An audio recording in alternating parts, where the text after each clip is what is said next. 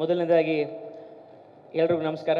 ವೇದಿಕೆ ಮೇಲಿರೋ ಜನಪ್ರಿಯ ಮಂತ್ರಿಗಳಾದಂತಹ ಮಧು ಬಂಗಾರಪ್ಪ ಸರ್ ಮತ್ತು ಎಲ್ರಿಗೂ, ಮತ್ತು ನನ್ನ ಕೋಸ್ಟಾರ್ ಮಲೈಕಾ.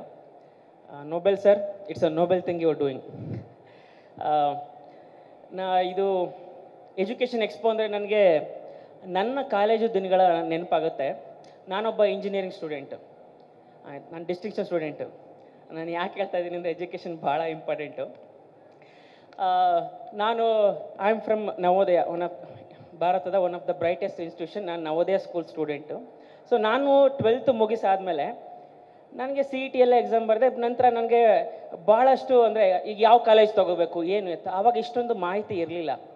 ಆವಾಗ ನಮಗಿದ್ದು ಒಂದೇ ಮಾಹಿತಿ ಅಂತಂದರೆ, ನಮ್ಮ ಪಕ್ಕದ ಮನೆಯವ್ನು ಯಾರೋ ಒಬ್ಬ ಇಂಜಿನಿಯರಿಂಗ್ ಓದ್ತಿದ್ರೆ ಅವನು ಯಾವ ಕಾಲೇಜು ಅಥವಾ ಯಾವ ಕೋರ್ಸ್ ಅಂತ ಹೇಳ್ತಿದ್ನಲ್ಲ, ನಮ್ಗೆ ಅದೇ ದೊಡ್ಡ ಮಾಹಿತಿ ಆವಾಗ. ಸೊ ಈಗ ಕಾಲ ಬದಲಾಗಿದೆ. ಸೊ ನಾನು ಇಲ್ಲೇ ಐ ಮೀನ್ ಎಲ್ಲ ಇನ್ಸ್ಟಿಟ್ಯೂಷನ್ಸು ಆಲ್ ಓವರ್ ಇಂಡಿಯಾ ತುಂಬ ಇನ್ಸ್ಟಿಟ್ಯೂಷನ್ಗಳು, I mean all under one roof ಅಂತ ಹೇಳ್ತಾರಲ್ಲ ಹಾಗೆ. ಆಮೇಲೆ ಅವ್ರು ಹೇಳ್ತಾ ಇದ್ದಾರೆ ಲೋನ್ ಕೂಡ ಹೇಗೆ ತೊಗೊಳ್ಳೋದು ಎಲ್ಲದ್ರ ಬಗ್ಗೆ ಮಾಹಿತಿ ಕೂಡ ಹೇಳ್ತಿದ್ದಾರೆ ಅಂತ. ಸೊ ನಾನು ಎಲ್ಲ ಸ್ಟೂಡೆಂಟ್ಸ್ಗೂ ಹೇಳ್ಕೊಳ್ಳೋದಿಷ್ಟೇ, ಅಥವಾ ಎಲ್ಲ ಪೇರೆಂಟ್ಸ್ಗೆ, ಪ್ಲೀಸ್ ಇದನ್ನು ಸದುಪಯೋಗ ಪಡಿಸ್ಕೊಳ್ಳಿ. ಮತ್ತು ಈ ಒಂದು ಇನಿಷಿಯೇಟಿವ್ ತಗೊಂಡಿದ್ದಕ್ಕೆ TV9 ಅವ್ರಿಗೆ ಧನ್ಯವಾದವನ್ನು ಹೇಳ್ತೀನಿ. ಮತ್ತು ತುಂಬ ಜನ ಸ್ಟೂಡೆಂಟ್ಸ್ ಈಗ ಆಲ್ರೆಡಿ 10th 12th ಎಲ್ಲ ಓದೋರು, ಸರ್ ನಾವು ಸಿನಿಮಾಗೆ ಬರಬೇಕು, ಏನು ಮಾಡಬೇಕು, ಈ ಥರದ್ದೆಲ್ಲ ಕೇಳ್ತಿರ್ತಾರೆ. ಸೊ ನಾನು ಅವ್ರಿಗೆಲ್ಲ ಹೇಳೋದು ಒಂದೇ, ದಯವಿಟ್ಟು ಎಜುಕೇಷನ್ನ ಮುಗಿಸಿ ಫಸ್ಟ್. ಒಂದು ಡಿಗ್ರಿ ಅಂತ ನಿಮ್ಮ ಕೈಯಲ್ಲಿದ್ದರೆ ಅದು ಒಂದು ಕೊಡೋ ಕಾನ್ಫಿಡೆನ್ಸೇ ಬೇರೆ.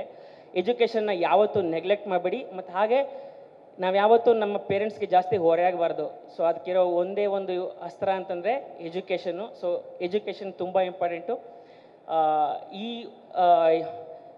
ಕಾರ್ಯಕ್ರಮವನ್ನು ದಯವಿಟ್ಟು ಎಲ್ಲ ಸದುಪಯೋಗ ಪಡಿಸ್ಕೊಳ್ಳಿ ಅಂತ ಕೇಳ್ಕೊತೀನಿ. ಮತ್ತು ಏಪ್ರಿಲ್ 10ಕ್ಕೆ ವಿದ್ಯಾಪತಿ ಸಿನಿಮಾ ಬರ್ತಾ ಇದೆ, ದಯವಿಟ್ಟು ಎಲ್ಲ ನೋಡಿ. ಇದೊಂದು ಈಗ ಸಮ್ಮರ್ ಹಾಲಿಡೇಸು, ಎಲ್ರಿಗೂ ತುಂಬ ಏನು ಮಾಡೋದಪ್ಪ, ಹೆಂಗೆ ಕಾಲ ಕಳೆಯೋದು ಅಂತ ಏನಾದ್ರು ನಿಮಗೆ ಸ್ವಲ್ಪನಾದರೂ ಡೌಟ್ ಇದ್ದರೆ ಬಂದು ಥಿಯೇಟ್ರಿಗೆ ಬಂದು ನಮ್ಮ ಸಿನಿಮಾ ನೋಡಿ. It's a fantastic family entertainer.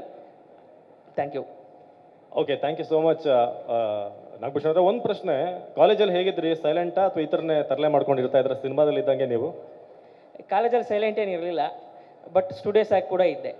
So ಅದು ಆ ಕಾನ್ಫಿಡೆನ್ಸ್ ಯಾವಾಗ ಬರುತ್ತೆ ಅಂದರೆ, ನಿಮ್ಗೆ ಭಾಳ ಚೆನ್ನಾಗಿ ಸಬ್ಜೆಕ್ಟ್ ಗೊತ್ತಿದ್ದಾಗ ಆ ಕಾನ್ಫಿಡೆನ್ಸ್ ಇರುತ್ತಲ್ಲ, ಆ ಕಾನ್ಫಿಡೆನ್ಸ್ ಇರ್ತಿತ್ತು ನನಗೆ ಆವಾಗಲೂ. ನೀವು ಸ್ಟಾರ್ಟಿಂಗಲ್ಲೇ ಸ್ಟ್ರೆಸ್ ಮಾಡಿ ಹೇಳಿದಾಗ ಗೊತ್ತಾಯಿತು ಡಿಸ್ಟಿಂಕ್ಷನ್ ನಾನು